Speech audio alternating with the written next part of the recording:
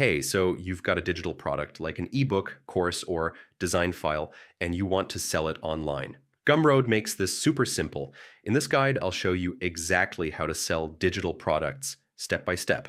First, if you haven't already, create a Gumroad account. Sign up with your email or Google account and verify your email. Next, go to your dashboard and click Add a Product.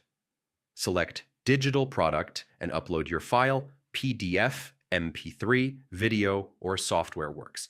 Give your product a clear title and write a detailed description. Include key benefits, features, and maybe a short demo if possible. Set a price for your product. You can choose a fixed price, pay what you want, or even free with optional payments. Add a cover image for your product. It makes your listing look professional and attractive. Customize your checkout page with a logo, colors, and optional questions for buyers. This improves trust and brand consistency. Once everything is ready, click Publish. Your product is now live and ready to sell. Copy your product link and share it on social media, email newsletters, or your website. Use Gumroad Analytics to track sales and see what's working. Gumroad automatically delivers digital products to buyers. Make sure to respond to any questions or support requests. They help build trust.